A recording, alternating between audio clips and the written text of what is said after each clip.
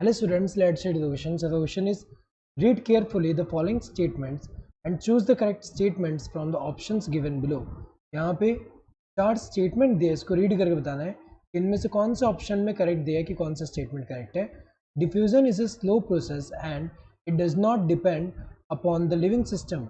ये जो है ये तो सही दिया हुआ है, क्योंकि अगर हम देखें डिफ्यूजन जो होता है स्लो प्रोसेस है. इसमें होता क्या है कि मॉलिक्यूल्स का मूवमेंट होगा from high concentration to low concentration. तो हाई कंसंट्रेशन से लो कंसंट्रेशन के टूवर्ड यहाँ मॉलिक्यूल्स का मूवमेंट होगा. एंड ये जो होता है लिविंग सिस्टम पर डिपेंड नहीं कर रहा है, क्योंकि अगर हम देखें ये नॉन लिविंग जो थिंग्स होते हैं वहाँ पर भी देखने को मिलेगा और लिविंग सिस्टम में भी देखने को मिलता है. तो अगर हम देखें ये डिपेंड नहीं करता लिविंग सिस्टम पे कि सिर्फ लिविंग सिस्टम में ही होता है, ऐसा नहीं है. सो ये तो करेक्ट दिया हुआ है. Usually process of diffusion does not need energy, ये करेक्ट है. ये क्या है, एक तरह का पैसिव, यहाँ पे अगर हम देखें डिफ्यूजन क्या है, एक तरह का पैसिव ट्रांसपोर्ट है. पैसिव ट्रांसपोर्ट है जिसमें मॉलिक्यूल्स मूव करे high concentration to low concentration.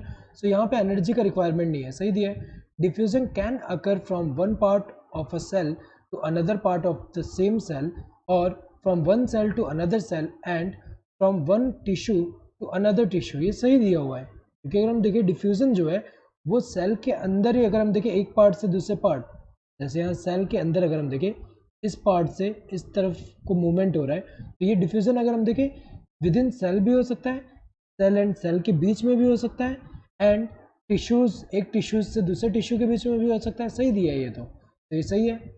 Diffusion is a rapid process over short distance but extremely slow over long distances. सही दिया हुआ है, क्योंकि डिफ्यूजन अगर हम देखें शॉर्ट डिस्टेंस में तो रैपिडली होता है लेकिन लॉन्ग डिस्टेंस में स्लो होता है. तो अगर हम देखें यहाँ पे ये तो सही दिया हुआ है, क्योंकि शॉर्ट डिस्टेंस में अगर हम देखें तो यहाँ पे जो मॉलिक्यूल्स होंगे ये अगर हम देखें कोलाइड, यहाँ पे कोलाइड होने का ज़्यादा चांस है एंड कोलाइड होने का ज़्यादा चांस है, जिसकी वजह से यहाँ रैपिडली यहाँ पे मूव कर रहे हैं. लेकिन लॉन्ग डिस्टेंस में अगर हम देखें थोड़ा ऐसे डिस्पर्स होंगे तो यहाँ पर कॉलिजन थोड़ा कम पॉसिबल है, जिसकी वजह से धीरे धीरे यहाँ मूव होता है. और हमें पता है कि यहाँ पे ये जो है इनमें से ये चारों ही स्टेटमेंट सही है. तो correct answer would be this fourth one, that is 1, 2, 3 and 4. ये चारों सही है. 1 एंड 3 ये तो गलत है क्योंकि सेकंड एंड फोर्थ भी सही है. 1 एंड 2 ये गलत है क्योंकि थर्ड एंड फोर्थ भी सही है. 3 एंड 4 ये गलत है क्योंकि फर्स्ट एंड सेकंड भी सही है. Correct answer would be this fourth one. Hope you understood the question. Thank you and all the best.